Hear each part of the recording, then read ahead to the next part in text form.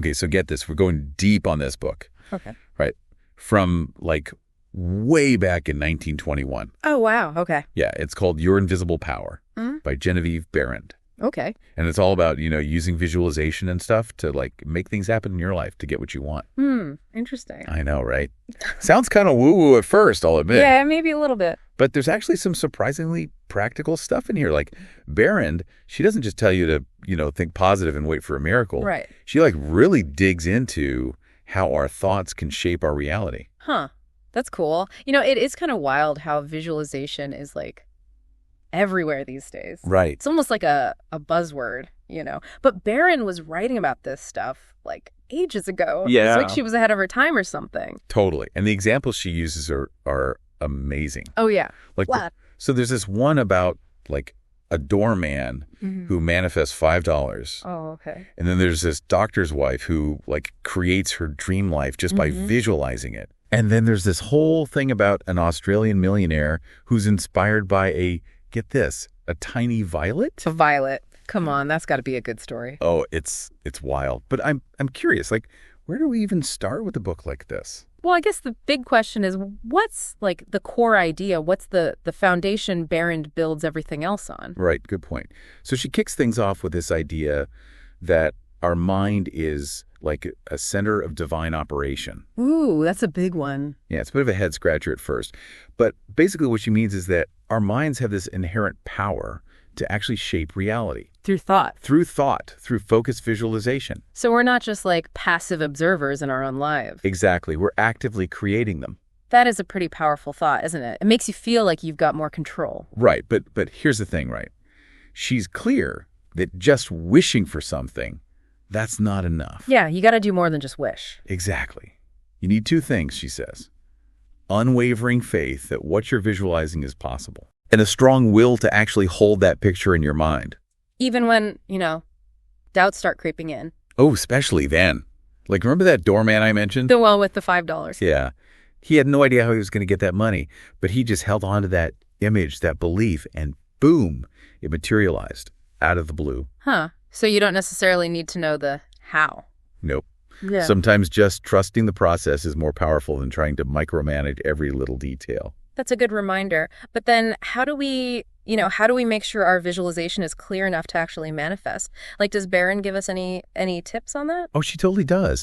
And this is where it gets really practical. Huh. She's a big believer in mental order. And mental order. Yeah, like she says, visualization isn't about just randomly daydreaming. It's about creating a clear, specific picture in your mind. Like an architect designing a building. Exactly. So it's about being specific, getting rid of distractions, and really, really focusing on what you want. Right. It's like if you give a builder a bunch of like scribbles on a napkin instead of blueprints, you're not going to get the house you want. Good analogy. But, something I was wondering about, what about that whole idea that focusing on material possessions is like shallow or wrong? Right. Like, shouldn't we be aiming for something higher? Exactly. Doesn't that contradict the whole visualization thing? That's a great question. And actually, Behrend addresses that head on. She argues that the material world, it's actually necessary for our spiritual growth. It's like a mirror reflecting our inner world, our thoughts and beliefs. Interesting. So it's not about rejecting material things altogether. No, it's about understanding their role. Like, they're a manifestation of what's going on inside us. Okay, so it's more about aligning our desires with our values. Exactly. And, speaking of manifestation, she also has this really interesting concept about the power of words. Ooh, yeah. It's not just about thoughts, but about the words we use. She says they have a creative force of their own. This part blew my mind. She basically says that, like, words are the embodiment of our thoughts, and since thoughts are creative, words are creative too. Wow. So like if you're constantly saying negative things, you're creating more negativity. Potentially, yeah. But the flip side is if you're constantly using words like joy or abundance, you're actually shaping your reality in a positive way. It really makes you think about the language we use, doesn't it? Totally. But it's not like we just sit around visualizing and poof, everything magically appears. She's clear that action is still crucial. Right. You can't just sit on the couch and expect things to fall into your lap. Exactly. Like, remember that Australian millionaire with the violet vision? Yeah. He had this dream of transforming the desert, right? But he didn't just sit there and visualize. He actually went out and learned about irrigation, raise funds. He took action. He did. And eventually his vision became reality. So it's like faith with works. Exactly. And that brings us to Behrend's own story, how she actually became a student of this famous mental scientist, Thomas Trord. Oh, yeah, I was wondering about that. That sounds like an interesting story in itself. Oh, it is. So she was determined to study with this guy, right? Right. Even though he didn't take personal students and lived all the way over in England. Oh, wow. But she had this like burning desire and this unshakable intuition that she was meant to learn from him. Okay, so what does she do? Well, she started by writing to him, Okay. but never got a response. Really? So like he was just ignoring her? Pretty much, yeah. But she was persistent. So eventually she traveled to London and sent him a telegram. Wow. Asking for a meeting. Bold move. I know, right? But, and get this, he actually agreed to meet. Huh. Okay. But meeting with him didn't exactly mean he'd, like, take her on as a student, right? Right. He was still pretty hesitant and even, like, offered to recommend some books instead. Oh, so like brush her off, kind of? Yeah, kind of. But she'd come all this way, right? Yeah. She wasn't going to settle for a reading list. So as they were walking back to her car, Trord kind of hinted that maybe he might write to her in Paris. Okay. And maybe, just maybe, if he had time in the autumn, they could work something out. So a little bit of hope, but no promises. Exactly. And so she clung to that hope. She started writing to him regularly, but he still wasn't committing to anything. Then a few months later, she gets this letter that changes everything. Oh, what did it say? So the letter just had a single question in it. What do you suppose is the meaning of this verse in the 21st chapter of Revelation? And the city lieth foursquare, and the length is as large as the breadth. And he measured the city with the reed, 12,000 furlongs. The length and the breadth and the height of it are equal.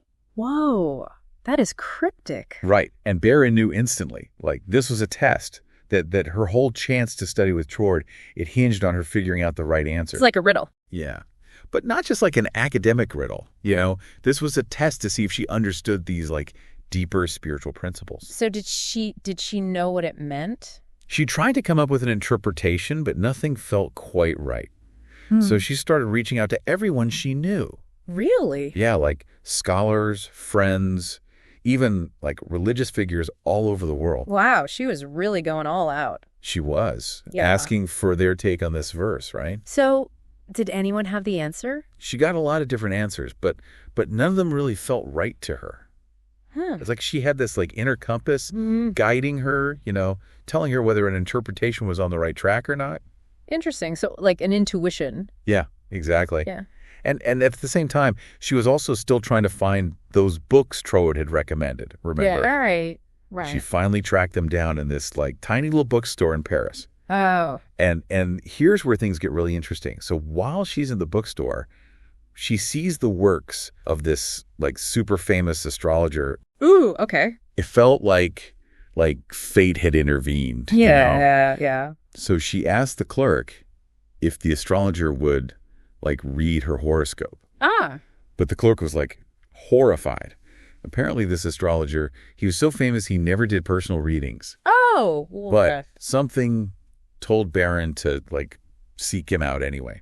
that intuition again. Right. So she goes to the astrologer's office and he is like super dismissive, tells her to basically leave. Her friend is mortified, urging her to go. That was so awkward. But then what happened? one of the astrologer's cats, this like huge Persian cat, jumps right into her lap. No way. And the astrologer, he's like completely shocked. Oh, wow. He'd never seen that cat like go to a stranger before. And he was like, maybe you were meant to be here. It's like a sign, like the universe was trying to tell her something. Right. So he ends up reading her horoscope. Yeah. And as she's giving him her birth information, she just like impulsively asks him about the verse from Revelation, the one Trord had asked her about. Oh, wow. Just out of the blue. Yeah. And the astrologer, without missing a beat, he says, it means the city signifies the truth, and the truth is non-invertible. Every side from which you approach it is exactly the same. Mm-hmm. And for Behrend, it was like instant recognition. She knew that was the answer. Wow. So she finally had it. But did it work? Did Trord accept her? She telegraphed the answer to Trord, and he replied right away. Okay. He said, your answer is correct. I'm beginning a course of lectures on the Great Pyramid in London. If you wish to attend them, I will be pleased to have you. And afterward, if you still wish to study with me, I think it can be arranged. He said yes. After all that, he finally said yes. It's such a journey, right? Right, it is. It really is. It's like so much more than just, getting into some program. Exactly. It's about trusting your gut, persevering, really understanding those deep spiritual truths. Totally. And what's interesting? Even after all that, Trord, he wasn't your typical teacher. Really? What do you mean? So just before Behrend left for Cornwall to start studying with him, she got this letter from Trord outlining his teaching philosophy. Okay. And it was pretty unexpected. He basically said that he had studied all sorts of esoteric systems like theosophy, tarot, Kabbalah, all that stuff. Okay. And in his opinion, they were all distractions Really? from the, quote, life-giving truth. Wow. So no secret initiations or anything like that? Nope. He believed that true spiritual growth came from understanding and applying the teachings of Jesus Christ. Huh, interesting. So a very specific path. Yeah, and he was very clear about it. No messing around. Exactly. He even wrote in the letter, let me see, the Bible and its revelation of Christ is the one thing really worth studying.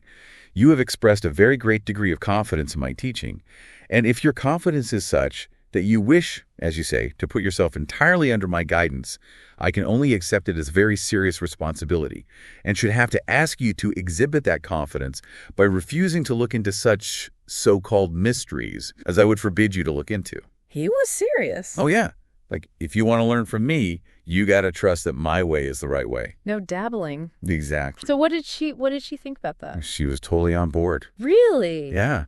Remember, she had that deep intuitive pull towards Trord. Yeah. She trusted him completely. Ah. And she was ready to let go of everything else and just devote herself to his teachings. Wow, that's pretty incredible, Yeah. She had this drive and persistence to reach her goal, but then she also had this humility to surrender to her teacher's guidance, Right. even when it meant letting go of our own ideas. Yeah. It's a beautiful example of that balance, It is. between personal will and surrendering to something bigger. Yeah. And this brings us to the heart of it all, right? What Trode was trying to teach Behrend. Right. And what she ultimately shares in Your Invisible Power. So she's ready to dive into all this, right? With Trord, but he's not into the typical, esoteric stuff. Right. He's focused on the teachings of Jesus Christ. Yeah. So where do they go from there? What's the main thing Trode wants to teach her? Well, it all comes back to the power of thought. Okay. But not just in a superficial way. Right. He believed that real power, it comes from aligning our thoughts with the divine, with the creative force of the universe. You know? It's recognizing that we're connected to something much bigger. Exactly. A source of infinite intelligence, infinite creativity. Yeah, like what we were saying before, the mind being a center of divine operation. It's not just about, positive thinking to get what we want. Right. It's about understanding that we're part of something much grander. Yeah, and through that connection, we can overcome any limitation and manifest anything we desire. Like Behrend raising that $20,000 to get to England. Exactly. She didn't know how it would happen. Right. But she believed it was possible. And the universe provided. The universe provided. And, her story, it's such a great example of what she talks about in Your Invisible Power. Right. It's not about forcing things to happen. No, it's about aligning ourselves with the natural flow of the universe. Having that faith with works. Yes. We don't just visualize and wait. Right. We take action. We follow those opportunities that come up. It's like becoming a co-creator with the universe. Exactly. We set the intention, we create the vision, and then we take the steps to bring it to life. And the universe supports us in ways we couldn't imagine. In ways we couldn't imagine. And it all starts with understanding the power of our own minds, right? Recognizing that we're not separate from the divine, but expressions of it. This makes me think if our thoughts are really that powerful, yeah, what are we creating unconsciously, through our everyday thoughts and habits? Ooh, that's a good question. Are we reinforcing limitations? Or are we opening ourselves up to all the amazing possibilities that are out there? That is such a good question. That's something Behrend really wants us to ponder, Yeah. She's challenging us to become aware of our thoughts. Right. To choose them carefully. Be intentional. Yes. And to align them with with the highest vision we have for ourselves and for the world. It's a powerful, powerful idea. It is. We have the power to shape our lives, to contribute to a better world, just by being mindful of what we're thinking, what we're believing. So what does all this mean for you, our listener? Well, it means you have way more power than you realize. Yeah. You're not stuck. You're a co-creator. You can manifest your deepest desires. Yes. Not through magic, right. but by understanding these principles of the universe, this creative force that's within you. Your invisible power, it reminds us that we're all connected to this amazing source of intelligence, creativity, love. Yeah. And by aligning our thoughts, our feelings, our actions with that source, we can create lives filled with purpose, joy, abundance. So as you're going about your day today, pay attention to your thoughts, right? What are you creating? What seeds are you planting in your mind? Choose wisely. Because your thoughts, they really do have the power to shape your destiny. They do. And that is our deep dive into your invisible power. We hope this has sparked some new ideas for you. Yeah. Maybe even inspired you to tap into your own invisible power. Thanks for joining us. See you next time.